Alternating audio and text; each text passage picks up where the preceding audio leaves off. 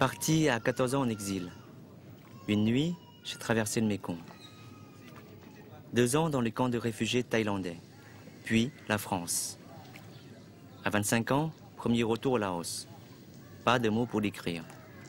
Volonté de tout photographier pour conjurer le passé. Et de voir, au fil de l'eau, se révéler une image.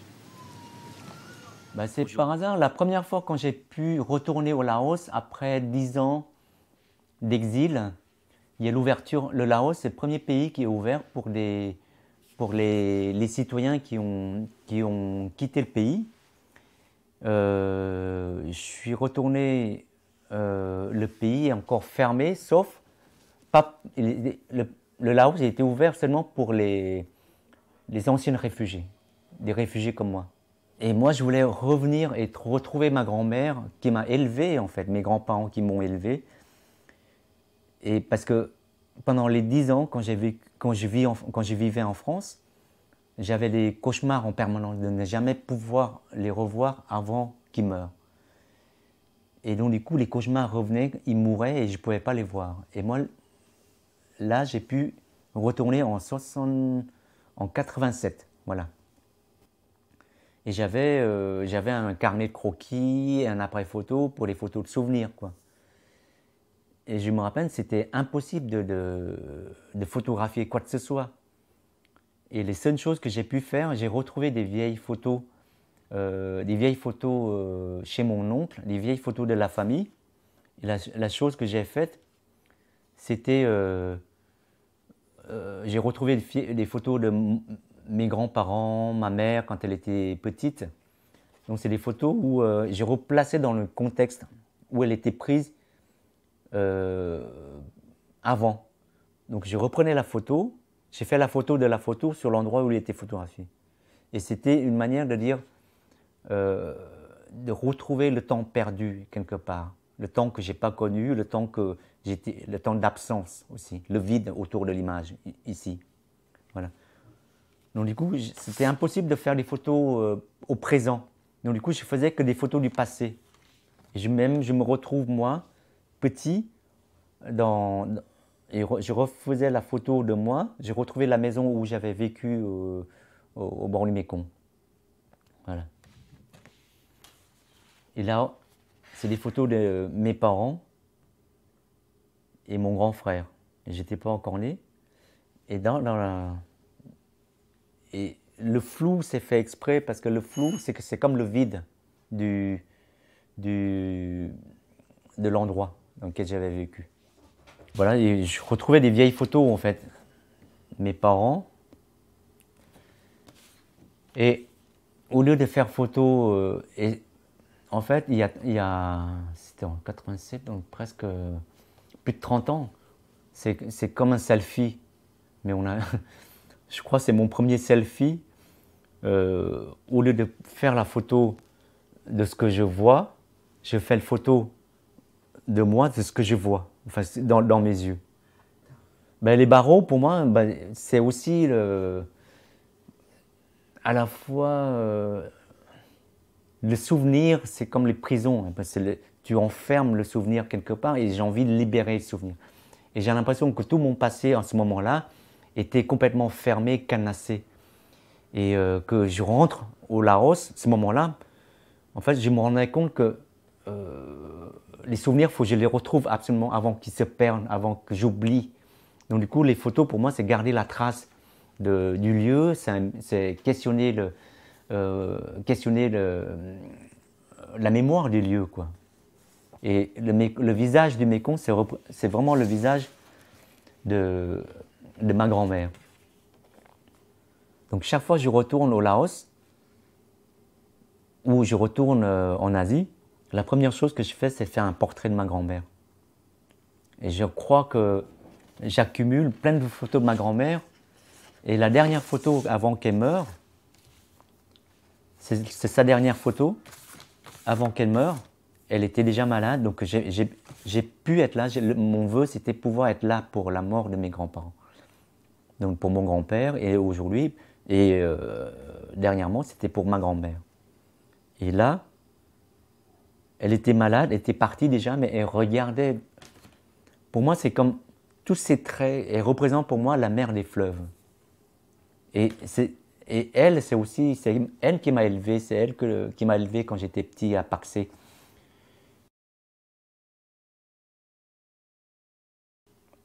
Photographe, j'ai choisi, enfin, j'ai pas vraiment choisi parce que moi j'ai étudié l'école de beaux-arts pour être peintre ou pour être artiste. Et la photo, c'était un des médiums comme la vidéo, la peinture ou la sculpture qui rentrait dans un processus de création, mais pas la photo en elle-même.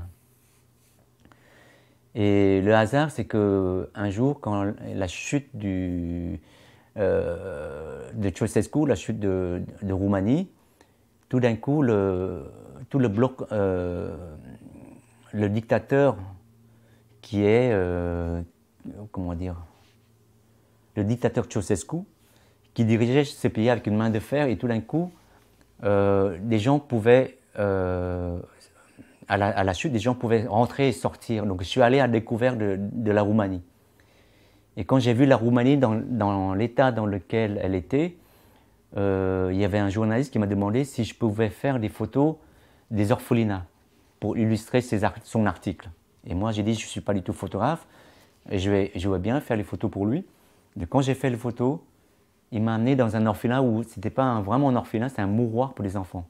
Et quand j'ai découvert que à cause de la politique de natalité de Ceausescu, des enfants, des orphelins, des enfants abandonnés, ils sont amenés dans ces orphelinats et enfermés. Ils vivaient dans le froid, sans chauffage, ils mangeaient par terre. Vraiment, c'est comme des animaux. J'ai jamais vu un choc pareil. Et quand le journaliste a publié des photos et une ONG qui s'est intéressée, ils m'ont proposé, l'association humanitaire m'a proposé d'accompagner leur projet, le convoi humanitaire. Et moi, j'ai dit à une seule condition que je veux terminer mes études des beaux-arts. Et je veux faire les photos, mais parce que je me sentais concerné par le sort des enfants.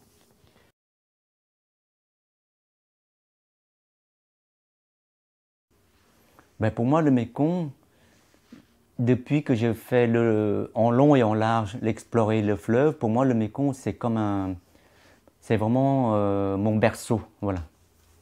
Un berceau, chaque fois que j'y reviens, j'ai l'impression de revenir dans un berceau, d'être enveloppé, de retrouver l'énergie aussi. Chaque fois que je rentrais de reportages des pays en guerre, j'allais au Laos ou au Vietnam, je retrouvais la sensation de récupérer toute l'énergie de ce fleuve-là et en même temps d'être bercé par le fleuve, de se laisser vivre, quoi. C'est-à-dire, j'ai l'impression que toutes les tensions de l'extérieur sont charriées avec l'eau, avec le fleuve.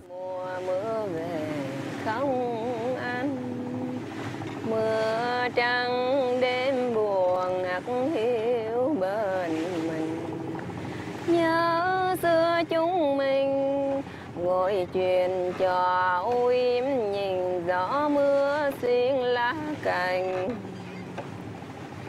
Anh nhớ đêm này mưa đổ nhiều không anh nói ông trời làm khóc duyên tơ tình. Le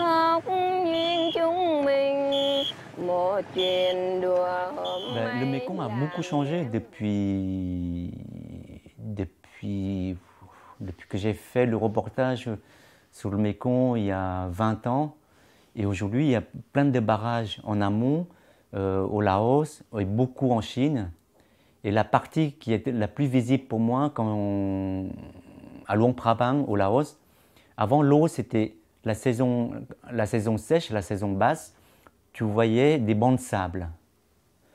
L'eau descend très très bas. Et la saison haute, les villages peuvent être inondés.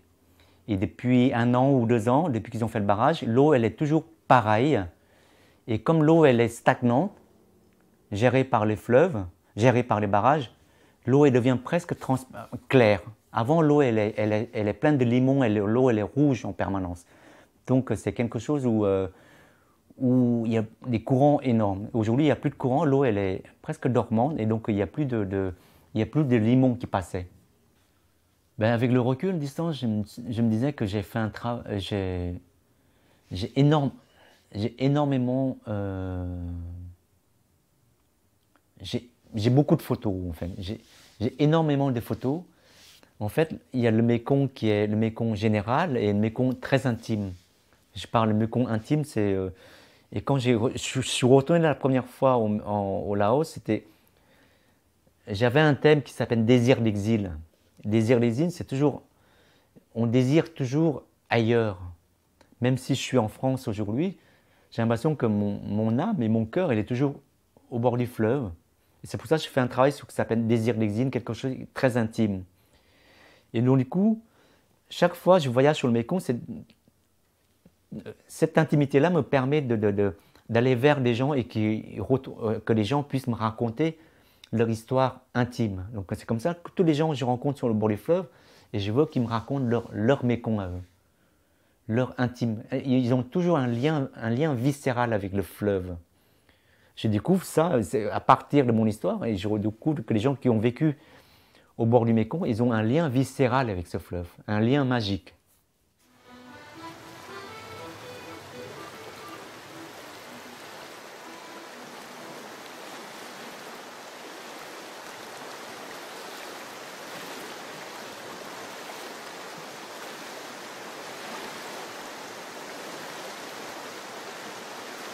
Sur le dos, 20 kilos de matériel et le trépied. Une journée de marche pour arriver à Yangjing, le village du sel. Tel une oasis, il est encaissé dans la vallée, à 300 mètres en dessous de la piste. La première vision est celle d'un damier éblouissant, rouge et blanc, posé sur un coude de la rivière. Rouge profond des boues du Mékong, blancheur étincelante du sel. Ce précieux sel, déjà exploité sous la dynastie Ming, repose sous le lit du Mékong.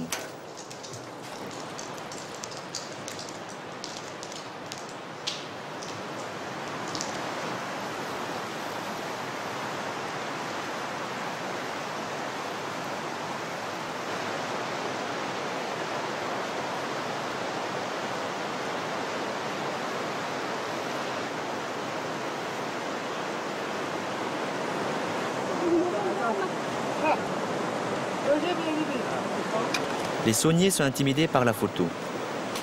Sans parler leur langue, les déranger pour de longues pauses n'est pas facile. Dès le premier instantané, ils s'attroupent, hilarent.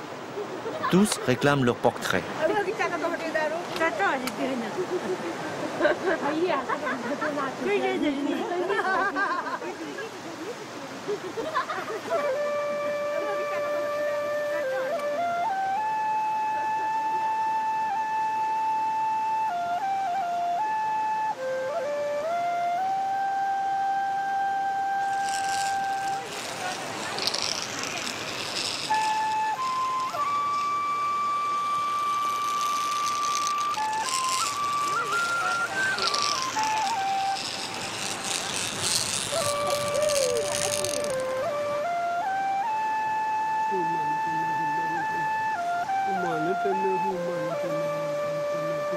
Oui, mais j'aimerais bien revoir ces gens-là, savoir quel est leur lien du fleuve toujours, même si est-ce qu'il y a un changement, le changement géographique, le changement physique du fleuve, est-ce que ça altère quelque chose dans leur pensée, dans leur physique, dans leur lien avec le fleuve. Et par exemple, pareil, il y a un vieux Chinois qui vit dans un endroit où il puisait de l'eau salée sous le fleuve. Le fleuve le permet de récolter le sel. Donc, savoir est-ce qu'ils vivent toujours de ça ou tu vois, et est-ce que oui, j'ai vraiment envie de retourner les retrouver. Et qu'est-ce qu'ils deviennent aujourd'hui? Mùa về không anh, mưa trắng đêm buồn ngắt hiu bờ